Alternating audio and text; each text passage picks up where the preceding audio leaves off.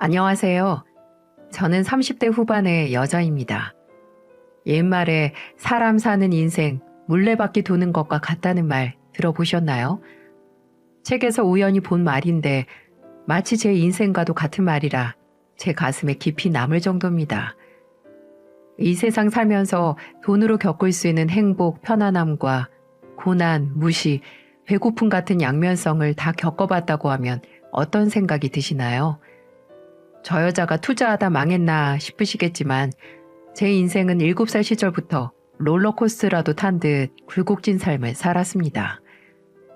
그랬던 저도 건강한 아이를 낳고 행복하게 살고 있다니 가끔 너무 행복해서 꿈을 꾸고 있나 싶을 정도예요. 살다 보니 아예 죽으란 법도 없는 것 같습니다. 30대 후반이 인생 얼마나 살았다고 인생을 논하고 있나 이상하다고 생각하실 것 같네요. 아마 지금부터 제 사연을 들어보시면 저희 가족들 팔자 한번 대단하다고 입이 떡 벌어지실지도 모릅니다. 결혼 생각이 없었던 저는 30대 중반을 넘어서도 남자를 만날 노력조차 하지 않았어요. 나름 유명한 라면 회사 대기업에 다니고 있어서 선자리도 많이 들어왔지만 그럴 여유가 없었습니다. 왜냐하면 대학교를 학자금 대출받아서 다녔기 때문에 취업하고도 빚 갚기 바빴거든요. 그래서 남들이 저를 대기업 다닌다고 부러워해도 빚 좋은 개살구가 뭐가 부럽나 싶었습니다. 저도 어린 시절에는 집안이 동네에서 부잣집 하면 가장 먼저 불릴 정도로 잘 살았어요. 정원이 딸려있는 큰 집이었는데 가정부로 일해주시는 분과 운전기사도 있을 만큼 부유했습니다. 왜냐하면 그 당시 아버지는 중소기업을 운영하는 사장님이셨거든요. 부모님은 9살 차이가 나셨는데도 인꼬부부로 불릴 만큼 사이도 무척 좋으셨답니다. 아버지는 제 기억에도 참 가정적인 아버지로 기억이 나네요. 지금도 가지고 있는 인형 중에는 아버지가 생일 선물로 주신 인형이 있을 정도랍니다. 지금이야 생일 선물 별거 아니라지만 그 당시에는 생일 선물 주고받는 집이 흔하지가 않았거든요. 동생들은 너무 어려서 잘 기억도 못하지만 저는 아버지에 대한 기억이 어렴풋이 떠오릅니다.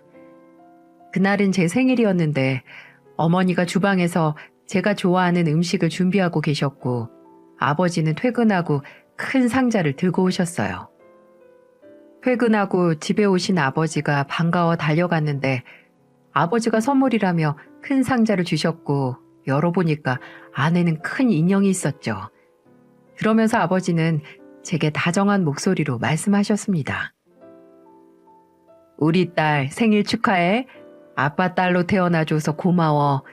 앞으로도 우리 딸 건강하게만 커줘. 아빠 사랑해요. 제 마지막 기억에 남아있는 아버지의 모습이에요. 이게 왜 마지막 모습인지 궁금하시죠?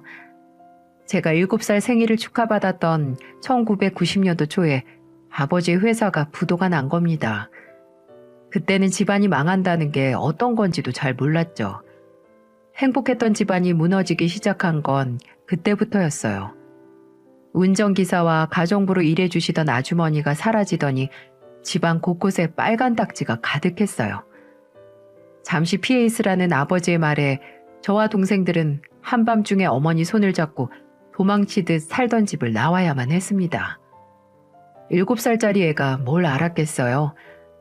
게다가 동생들도 저보다 2살 터울이니 아무것도 모를 나이였죠. 하루아침에 어머니와 저희 3남매는 원래 살던 곳에서 떨어진 작고 허름했던 단칸방에서 살게 됐습니다. 하지만 불행은 도미노처럼 찾아와 속수무책으로 집안을 무너뜨리고 말았어요. 결국 아버지는 속수무책으로 망해가는 회사 부도를 견디지 못하고 극단적인 선택을 하고 만 겁니다. 저희 어머니 이 당시에 눈앞이 캄캄하셨을 것 같지 않나요? 어머니는 다시 생각하기 싫을 정도로 하늘이 무너진 기분이라고 말씀할 정도입니다. 하루아침에 어려워진 형편에 자식 셋을 키워야 하는데 살림만 하던 어머니가 별다른 기술이 있었겠습니까?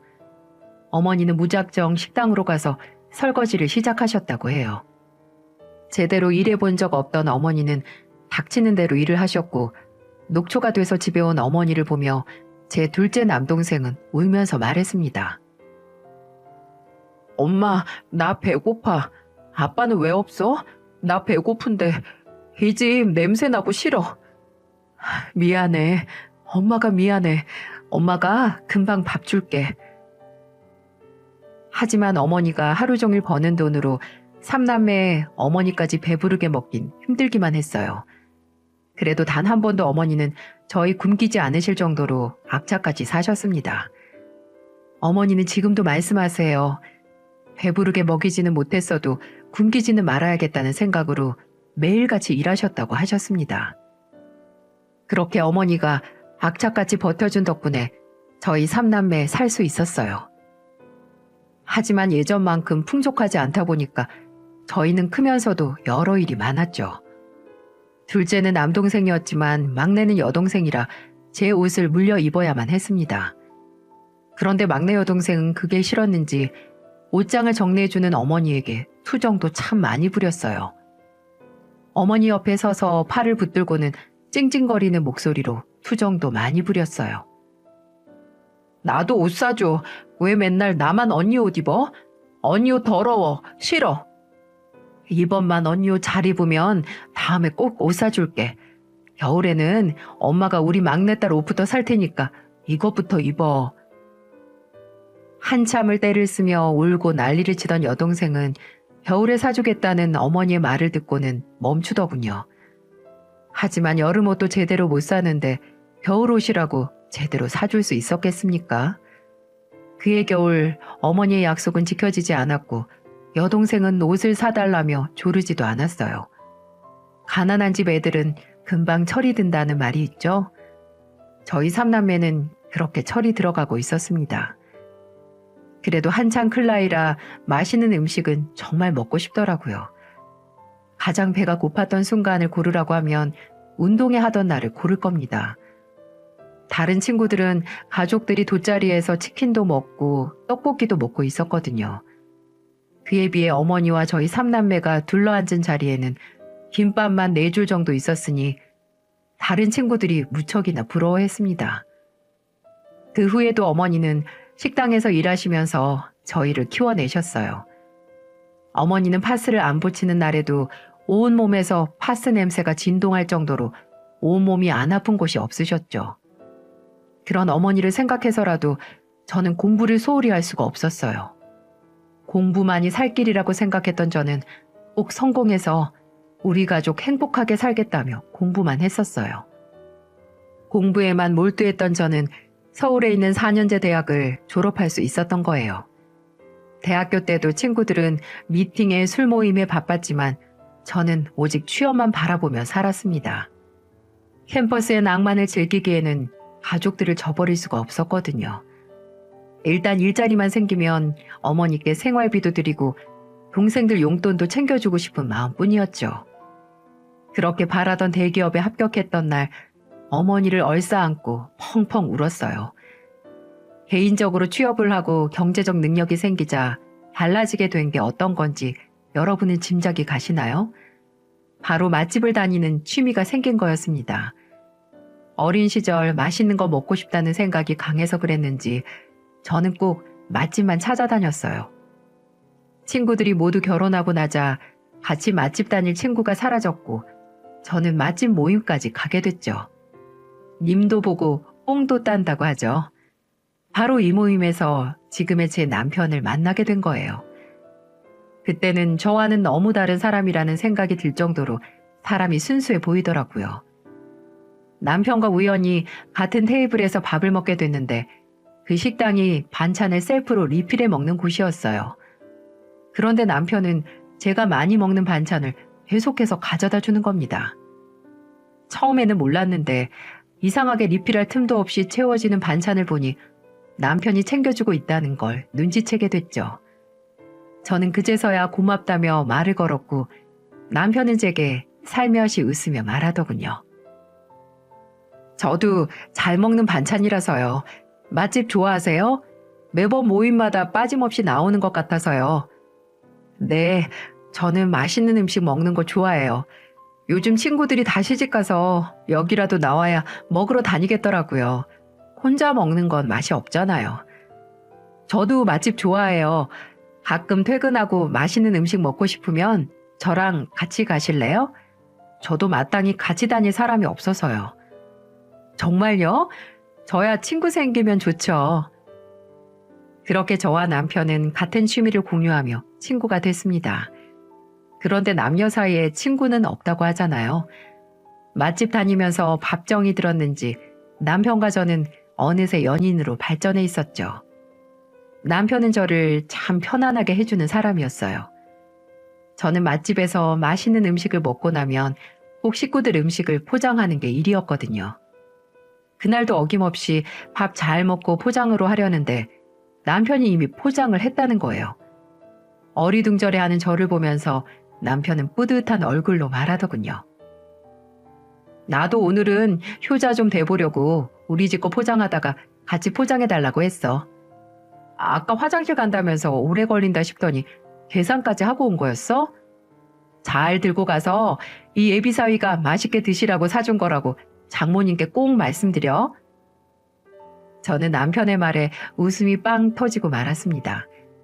아무래도 나이가 있다 보니까 남편은 장난처럼 결혼 이야기를 꺼내곤 했어요. 그래서 어머니와 동생들은 남편이 종종 저를 통해서 보내주는 음식 때문에 남편의 존재를 알게 됐어요. 남편과 둘도 없는 단짝처럼 붙어 다니던 어느 날이었어요. 제가 제일 좋아하는 맛집을 갔는데 속이 거북해서 한 입도 먹기가 힘들더라고요. 제가 평소처럼 먹지 않는 걸 본 남편은 걱정스러운 목소리로 묻더군요. 몸이 안 좋아? 왜 이렇게 못 먹어? 이상하게 몸이 안 좋네. 속도 거북하고. 그때였습니다. 갑자기 헛구역질이 나왔고 저와 남편은 놀라고 말았어요. 저희는 급한 마음에 임신 테스트기로 확인했는데 정확하게 임신이었어요. 남편은 저보다 더 기뻐했고 저를 끌어안더니 울먹이는 목소리로 말하더군요. 내가 평생 행복하게 해줄게. 평생 당신이랑 뱃속의 아이를 위해서 살게. 정말 임신일까봐 불안해하던 저는 남편의 말에 모든 불안감이 눈 녹듯 사라졌습니다. 이렇게 확신을 주고 믿음을 주는 남자라면 평생을 함께할 수 있겠다는 생각이 저절로 들 정도였어요. 하지만 역시나 제 인생은 뭐 하나 쉬운 게 없었죠. 이 무렵이 저희 어머니가 암투병으로 식당 일도 못할 때였거든요. 그래도 제가 모아둔 돈이 있어서 문제될 건 없었지만 내심 어머니는 미안해하는 눈치셨습니다. 저는 알아서 다 잘할 수 있다며 어머님께 말씀드렸고 그렇게 시댁에 인사를 가게 됐어요. 다들 시댁에 처음 인사 갔던 날 기억나시나요? 저는 처음 가보는 시댁에 너무 긴장돼서 무슨 말을 해야 하나 머리가 새하얗게 변할 정도로 긴장을 많이 했습니다. 그런데 그런 긴장도 잠시였어요. 예비 시댁에 들어서자 인상 좋은 시아버님과 얼굴만 봐도 말 함부로 하면 안 될 것 같은 시어머님이 저를 맞이해 주셨어요. 호랑이 굴에 들어가도 정신만 바짝 차리면 살 수 있다고 심호흡을 하며 들어갔어요. 아버님은 건물을 여러 채 관리하는 건물주셨는데 역시나 집안이 넓고 좋아 보였어요. 어머님이 가정주부라 그런지 집안도 곳곳에 관리한 흔적도 돋보였고요. 저는 시댁 식구들에게 인사를 하며 들어섰고 시누이까지 반갑게 인사해주면서 반겨줬습니다. 특히 아버님은 저를 보자마자 제일 큰 목소리로 반겨주며 말씀하셨어요. 우리 아들이 요즘 인상도 좋아지고 보기가 참 좋았는데 이런 신부감을 숨겨두고 있었네. 아버님의 환대에 기분이 좋았는데 어머님은 제가 마음에 안 들어하는 눈치셨어요. 저를 위아래로 훑어보다가 주방으로 가시는 걸 보자 오늘 정말 정신 제대로 차려야겠구나 싶었죠. 그런 어머님을 보며 멋쩍게 서 있는데 남편은 괜찮다며 제 손을 잡아줬어요. 그래서 다시 한번 심호흡을 하고 주방으로 아버님 그리고 시누이와 함께 갔습니다. 그렇게 예비시댁과 처음으로 다 같이 밥을 먹게 된 자리였죠. 아버님은 제게 들뜬 목소리로 말씀하셨습니다. 우리 며느리가 맛있는 음식은 다 잘 먹는다고 했는데 잘 먹었으면 좋겠네. 홀몸도 아닌데 얼른 먹어요. 아버님의 말씀을 듣고 다 같이 한술 뜨려는데 어머님이 갑자기 제게 들으라는 식으로 말하시더군요. 몸을 함부로 굴리니까 애부터 덜컥 생기지. 우리 아들 발목 제대로 잡혔네. 어머님의 말에 너무 놀란 저는 깜짝 놀랐어요. 갑작스런 상황에 아무런 말도 못했는데 옆에 있던 시누이가 어머님께 이렇게 말했어요. 옆에 딸도 있는데 엄마가 꼭 그렇게 말해야겠어? 손뼉도 마주쳐야 소리가 나지. 못할 소리도 아니고 뭘. 됐어. 어서 밥이나 먹자.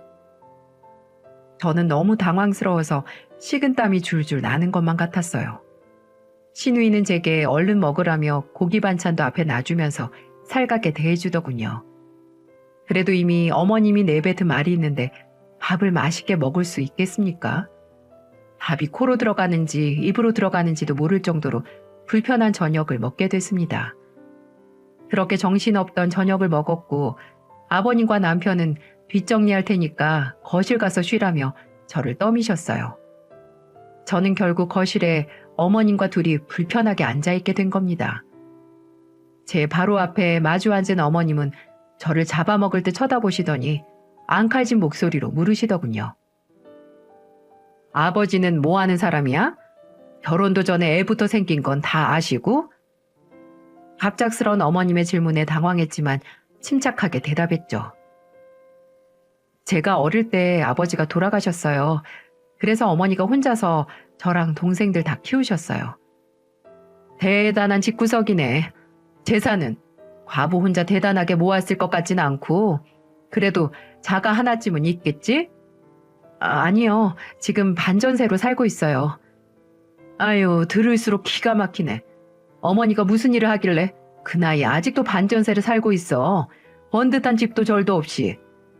지금은 항암 치료 중이라 일은 못 하시는데 그전에는 식당에서 일하셨어요. 저희 어머니가 투병 중이라는 말을 듣자 어머님은 손부채질을 하며 자리에서 벌떡 일어나셨어요. 그리고 저를 보자 손가락질을 하며 이렇게 말하더군요. 너 뭐하는 년이야? 우리 아들 등골 빼먹어도 유분수지. 너 내 남편이 건물주인 거 알고 우리 아들한테 일부러 들러붙은 거지? 그게 아니고서야 우리 아들이 정신 나간 게 아니면 너 같은 걸 왜 만나냐고? 어머님은 제게 손가락질을 하며 소리를 지르셨고 아버님과 남편은 어머님이 소리 지르는 소리에 거실로 달려왔어요. 그리고 어머님의 막말에 아버님은 제 앞을 가로막으며 어머님께 으름장을 놓듯 말씀하셨습니다. 이놈의 여편네가 왜 좋은 날에 초를 쳐? 어서 사과하지 못해? 한 번만 더 이러면 당신 우리 며느리 못 볼 줄 알아. 알았어? 그리고 며느리 집안 사정은 내가 먼저 다 알고 있었으니까 당신 궁금한 거 있으면 나한테 물어. 괜히 상심 지켜고 며느리 들들 볶지 말고. 어머님은 아버님의 호통에 저에게 사과하셨지만 이미 제가 들은 어머님의 모욕적인 말들은 가슴속에 깊이 남아버렸어요. 저런 소리를 다 듣고도 아무렇지도 않을 사람이 있겠습니까? 결국 저는 어머님과 있던 일이 너무 불편해서 제대로 앉아있지 못했고 그 모습을 본 남편이 이제 가자며 저를 이끌더군요. 저는 시댁 식구들에게 급하게 인사를 하고 남편과 나왔어요. 그런데 아버님이 저희를 다급하게 따라 나오시면서 불러 세웠습니다. 그리고는 작은 상자를 제게 내밀며 이렇게 말씀하셨어요. 내가 딸은 있어도 며느리는 처음이라 임신했을 때 뭘 해주고 싶어도 영 모르겠더라고. 좀 알아보니까 임신했을 때 아기 걸음마 신발 사두면 건강한 아이가 태어난다는 말이 있길래 우리 며느리 손주 다 건강하게 해달라고 내가 준비했어. 아버님, 저는 오늘 먹고만 가는데 이런 거 주시면 제가 너무 죄송스러운데요. 무슨 그런 소리를 해. 우리 집안에 귀한 생명을 선물로 줬는데 오늘 들은 말들 전부 잊어라. 내가 이렇게 널 반겨주고 있으니까 몸 관리 잘하고. 아버님께 선물을 받자 눈물이 왈칵 쏟아졌어요. 시댁에 온 순간부터 마음이 참 불편했는데 아버님의 선물을 받자 그 서운함이 다 사라지는 것 같았어요. 남편도 아버님을 보며 감사하다고 말했고 아버님은 조심해서 가라며 저희를 다독여 주셨습니다. 그리고 그날 저는 아버님을 생각해서라도 잘 해야겠다는 생각이 들었어요. 아버님의 배려는 이게 끝이 아니었습니다. 회사에서 일하고 있는데 아버님께 전화가 걸려왔어요. 조심스럽게 아버님의 전화를 받았는데 아버님은 제게 이렇게 말씀하셨습니다. 며느리 너 계좌번호 좀 보내봐. 먹고 싶은 거 한창 많을 텐데 잘 챙겨 먹어야지.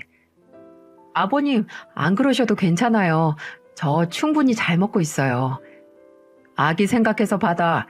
임신하면 병원 검진도 다녀야 하고 임산부 물건도 많이 필요하던데 내가 요즘 우리 며느리 때문에 출산 공부를 다 한다. 그러니까 이 시아버지 정성 무시하는 거 아니면 꼭 받아. 저는 아버님께 정말 괜찮다고 말씀드렸지만 아버님은 완강하셨고 저는 결국 아버님이 주신 돈을 받아야만 했어요. 게다가 아버님은 저희 어머니가 치료는 잘 받고 계시는지 매번 안부를 물으셨습니다. 하루는 저희 어머니가 항암 치료를 받고 집에 오셨는데 너무 힘들어하셔서 걱정이 많을 때였어요. 아버님은 수시로 제게 전화해서 어머님 안부를 묻다가 걱정 가득한 목소리로 제게 말씀하셨습니다. 혹시 사돈어른 치료받다가 불편하거나 힘든 일 있으면 나한테 편하게 말해야 된다. 알았지? 내가 며느리로 널 만났지만 먼저 간 아버지 대신이다 생각하고 꼭 도움 필요하면 나한테 편하게 말해. 저는 이날 아버님과 통화하다가 주저앉아서 울고 말았어요. 세상에 기댈 곳 하나 없이 이악 물고 살아오던 제게 아버지가 이제 좀 편히 기대고 살라며 내려준 선물 같은 분이셨어요. 세상에 이런 시아버지가 또 어디 있겠습니까? 저는 임신했을 동안 남편과 아버님이 살뜰하게 챙겨주시는 덕에 힘든 건 하나도 없었던 것 같아요. 단 하나 힘든 게 있었다면 바로 어머님이었어요. 저는 임신한 중에 어머님이 할 말이 있다며 집으로 부르셨던 적이 있었거든요. 그날따라 살갑게 저를 부르는 어머님 목소리에 의문을 품고 시댁으로 갔습니다. 그런데 저를 기다리고 있던 건 각종 반찬통들과 영양제였어요. 어리둥절한 얼굴로 어머님을 보자 어머님은 제게 팔짱을 끼며 말씀하셨습니다. 너 요리는 할 줄 아니? 우리 아들 계절별로 먹는 반찬, 챙겨 먹는 영양제 정도는 다 알고 시집을 와야지. 임신했다고 소홀하면 되겠니? 그러면서 제 앞에 내민 종이를 보니 기가 막힐 정도였어요. 남편이 챙겨 먹는 영양제 종류가 무척이나 많았는데 이걸 또 요일별로 다르게 챙겨 먹고 있었던 겁니다. 그런데 이걸 저보고 요일별로 자기 아들 챙겨주라니 기가 막히지 않나요? 저도 너무 어이가 없어서 어머님께 이렇게 말했어요. 어머님, 이걸 다 요일별로 챙겨 먹는다고요? 너처럼 잘한 애들은 뭘 먹는지 모르겠는데 우리 아들은 내가 다 챙겨주는 거야. 어머님은 마치 훈장이라도 받을 만한 일을 한 것처럼 자신만만하게 말씀하셨어요. 하지만 저도 아이라도 낳고 나면 바쁠 텐데 이걸 다 어떻게 챙기겠습니까? 이건 처음부터 잡고 가야겠다는 생각이 들었고 저는 어머님께 살살 웃으며 말씀드렸어요. 어머님, 근데 요즘 종합 영양제 잘 나오는데 누가 이렇게 다 챙겨 먹어요. 비타민도 많이 먹으면 소변으로 다 나온대요. 간편하게 한 통 주고 알아서 챙겨 먹으라고 할게요. 그리고 이렇게 약으로 챙겨 먹는 거 말고 음식으로 먹는 게 더 건강에 좋아요. 지금 내가 잘못했다는 거냐?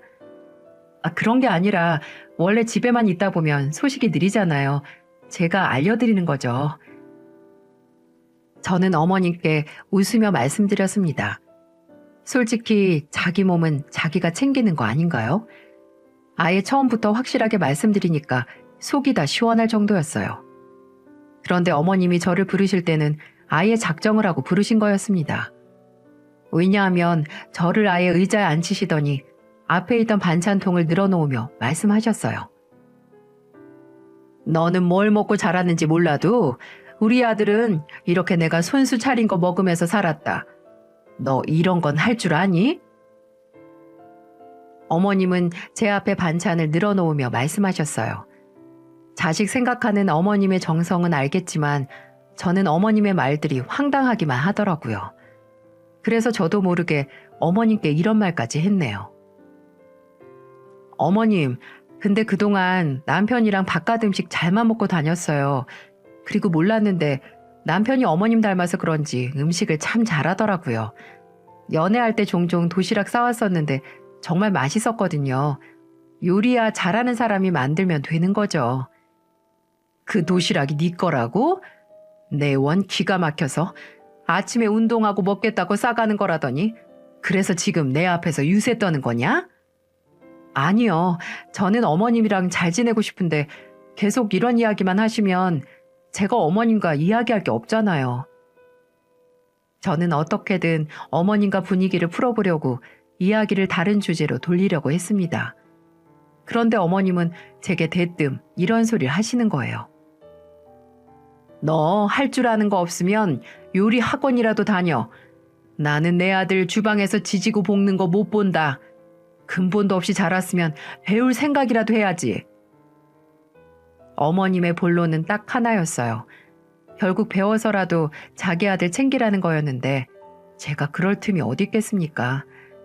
애 낳고 나면 육아하기도 바쁠 텐데 어머님의 요구가 기가 막혔습니다. 그래서 저는 어머님께 이런 제안을 했어요. 그럼 어머님, 제가 요리학원 다니면서 진수성찬 만들 동안 저희 아이 좀 봐주시겠어요? 내가 왜 손주를 보는데? 어머님이 음식하라면서요. 애 볼 시간도 없는데 제가 어떻게 요리를 해요? 어머님이 애기 봐주시려고 저한테 그런 말 하신 거 아니셨어요?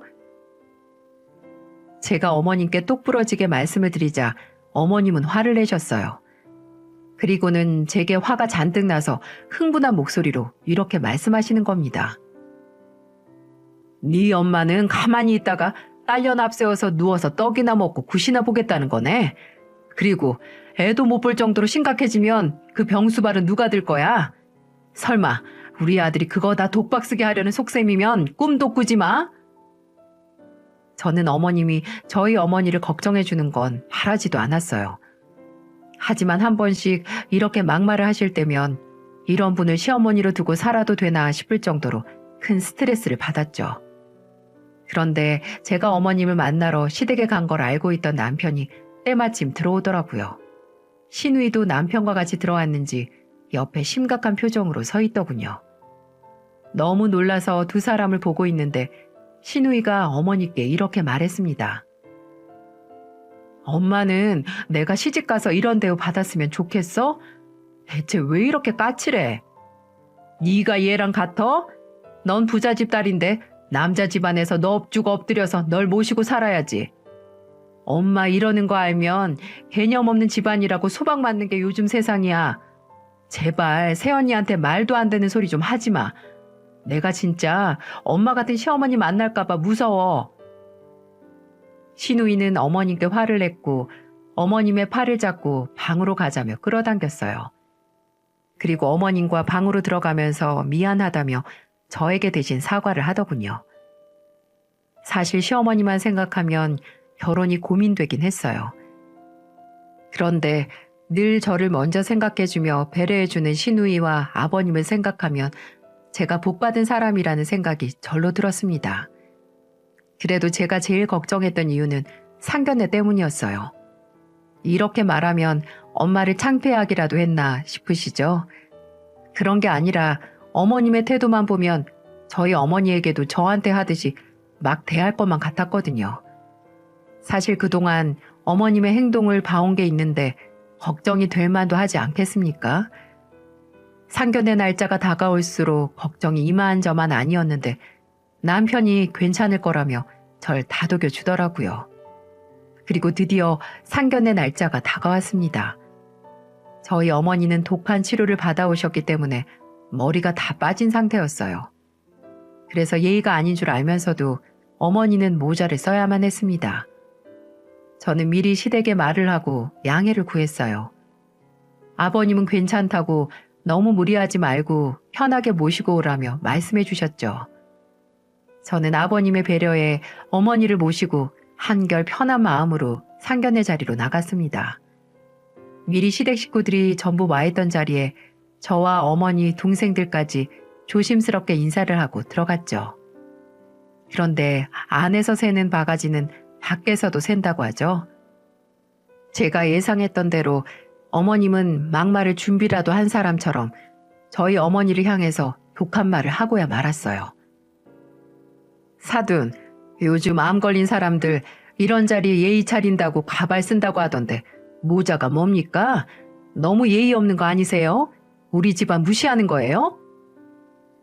이게 처음 본 사돈에게 할 수 있는 말인가요?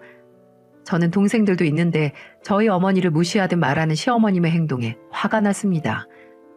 그런데 저희 어머니는 이런 말에 화도 안 나는지 마스크를 벗고 저희 아버님만 보고 계시는 거예요.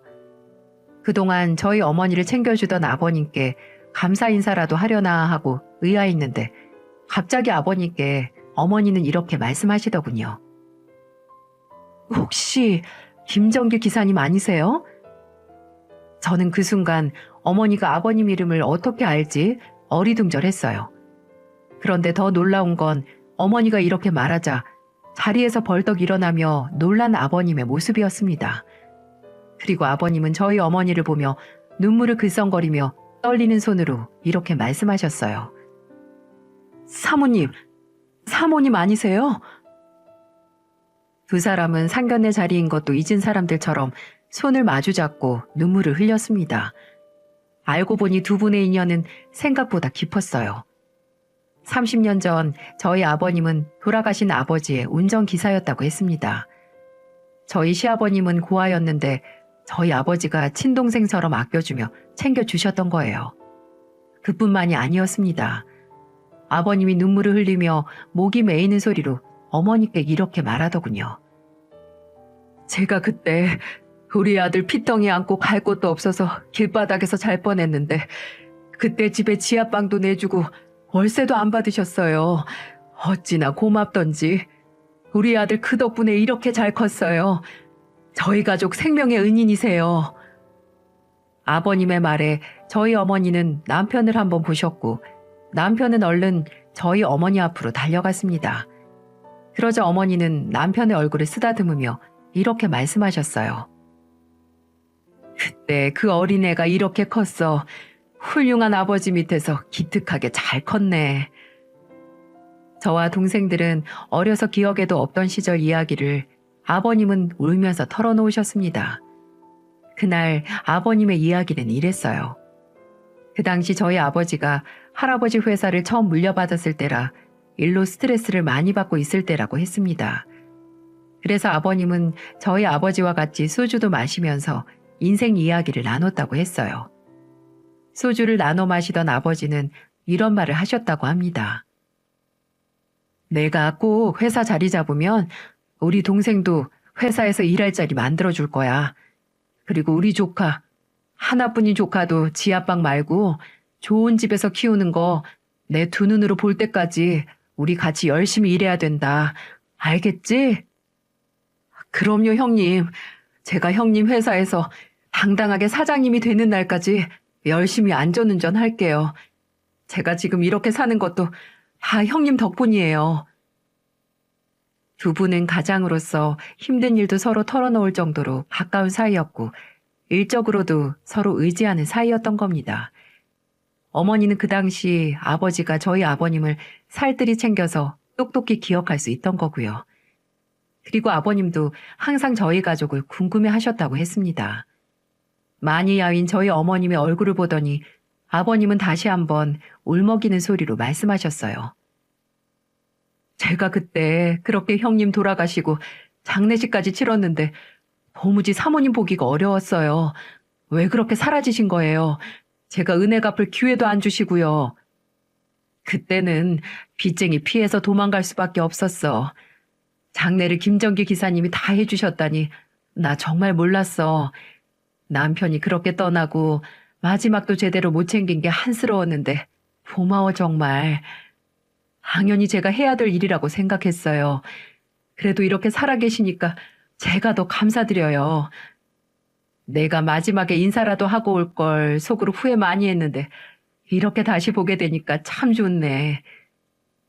그 순간 상견례 자리에 있던 저희는 모두 숨죽여 눈물을 흘리고 있었어요.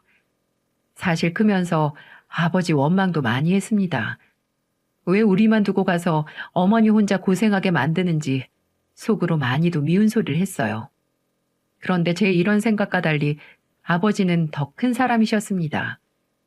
제가 그동안 아버님께 의지할 수 있었던 건 정말 아버지와 같은 사람이라서 그랬던 거예요. 그리고 아버님은 그날 누구보다도 슬픈 목소리로 저희 어머니 손을 잡고 목 놓아 우셨습니다.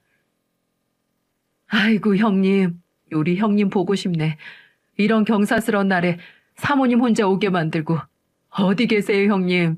부르면 당장 오실 것 같은데 왜 그렇게 허망하게 가셨어요?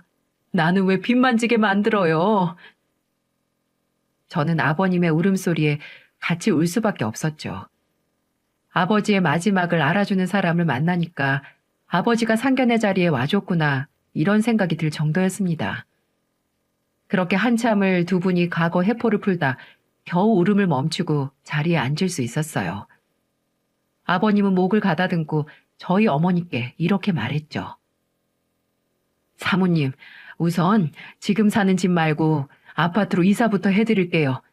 32평이라 애들 2명이라 살기 좋으실 겁니다. 그때였어요. 어머님은 아버님께 소리를 치며 말하더군요. 당신 미쳤어? 옛날에 도움 받았으면 90년대 시세에 맞게 갚아야지. 왜 지금 아파트로 이사를 해준다고 그래? 당신 그 입 한 번만 더 함부로 놀리면 집에서 쫓겨날 줄 알아. 내가 형님이랑 사모님 안 계셨으면 우리는 이 자리에 있을 수도 없어. 다 옛날에 받은 은혜 덕에 살았으면 이제라도 갚아야지. 따지고 보면 내 재산이니까 당신은 잔말 말어. 아버님은 어머님께 신경 쓰지 말라며 으름장을 놓으셨어요. 어머님은 집에서 쫓아낸다는 말에 입을 다무셨고요. 저희 어머니는 아버님의 제안에 괜찮다고 말했지만 아버님은 막무가내로 말씀하셨어요. 사모님, 저 그때 형님 없었으면 다 죽었어요. 제가 이렇게 살고 있는 건 형님 덕분이라고 해도 과언이 아닐 정도예요. 그러니까 형님이 다시 살아와서 주는 선물이라고 생각하고 편히 계세요. 그래야 저도 저승 가면 형님 볼 면목도 서고 그러는 거죠. 아버님의 단호한 태도에 저희 어머니는 고맙다며 말씀하셨어요. 그리고는 제 둘째 남동생을 보며 아버님은 이렇게 말씀하셨습니다. 내년에 결혼한다고 했지? 내가 1억 보태줄 거야. 그리고 상견례 날짜 잡히면 나 불러줘. 내가 아버지랑 연이 깊어서 다 해주고 싶어서 그래. 아버님은 남동생의 결혼에도 1억을 보태겠다고 하셨고 상견례 자리에도 불러달라며 남동생에게 말하셨어요. 저희 어머니는 그 모습을 보다 또 눈물을 흘리셨습니다. 그리고는 울먹이는 목소리로 이렇게 말씀하셨죠. 내가 우리 딸 시집 가는데 아무 해줄 것도 없는데 하나이는 몸뚱이마저 아파서 어쩌나 걱정이 많았는데 꼭 죽었던 남편이 살아 돌아온 것 같네. 고마워. 정말 고마워. 그때 인연 잊지 않고 이렇게 다 해주려고 해서. 어머니는 제가 결혼하는데 아무것도 못 해주는 게 많이 신경 쓰이셨던 모양이에요. 자식이 부모 마음 다 알 수 있겠나요? 혹시나 어머니가 신경이라도 쓸까봐 시댁 다녀와서 어머니께 모진 소리 들어도 어머니한테 티 한 번 낸 적 없었어요. 그런데도 어머니는 자신의 몸이 아픈데도 제 걱정만 하고 계셨던 겁니다. 그날 이후 제 친정에는 많은 변화가 생겼어요. 아버님 덕에 넓은 집으로 이사를 해서 어머니와 동생들이 넓게 지낼 수 있어졌습니다. 게다가 저희 어머니는 한국에서 가장 크고 좋은 병원에서 치료를 받게 되셨어요. 이게 다 아버님이 알아봐 주신 덕분이라면 믿어지시나요? 저희 어머니는 현재 한국에서 암 치료로 가장 유명한 의사에게 딱 맞는 치료를 받고 계십니다. 그래서인지 저도 시집가는 마음이 조금 홀가분해졌어요. 이 모든 게 경제권을 아버님이 꽉 쥐고 있었기 때문에 가능했던 일이었죠. 그리고 더 놀라운 변화가 어떤 건 줄 아시나요? 바로 시어머님입니다. 아버님이 한 번 더 막말하면 카드도 다 막아버리겠다며 협박을 하셨고 그 덕에 어머님은 제게 큰 소리 한 번 못 내세요. 한 번은 저한테 전화해서 이런 것도 물어볼 정도였어요. 엽산은 잘 챙겨 먹고 있어? 임신 중에는 엽산을 잘 먹어야 한다던데. 다 먹기 전에 나한테 말해라. 다 먹고 말하면 급하게 사야 되니까 미리 말해. 어머님이랑 제가 이런 통화를 했다는 게 믿어지시나요? 이걸 시작으로 어머님은 부쩍 저를 자주 챙겨주셨고 육아휴직을 하고 출산 준비를 하는 저를 시누이와 같이 잘 챙겨주셨어요. 제 인생 정말 롤러코스터 같이 보이시죠? 인생사 세용지마라고 하지 않습니까? 인생에 있어서 길흉화복은 항상 바뀐다고 하는데 힘든 순간 지나고 나니까 이런 날도 다 오네요. 저희 어머니는 가끔 아버님, 어머님과 등산도 하실 정도로 건강이 좋아지셨습니다. 그리고 남동생도 아버님 덕에 제대로 장가갈 수 있었고요. 지금 생각해보면 아버지가 우리 가족을 지켜보시다가 결정적인 순간에 도와주셨다는 생각이 드네요. 항상 마음 한켠에 아버지를 그리워하는 마음 반, 반대로 미워하는 반이 있었는데 이제는 지난날 힘들었던 순간은 다 잊을 만큼 행복해요. 왜냐하면 건강하게 출산한 아이와 그 옆을 든든하게 지켜주는 남편이 있기 때문이죠. 인생 아예 죽으라는 법은 없는 것 같아요. 제가 이렇게 긴 사연을 쓰게 된 것도 제 인생을 보면서 조금이나마 희망을 갖길 바래서였습니다. 좋은 일도 나쁜 일도 금세 지나갈 거예요. 그러니까 너무 슬픔에 잠기지 않길 바라겠습니다. 다 지나면 좋은 일이 가득하시길 바랄게요. 함께 해주셔서 감사합니다.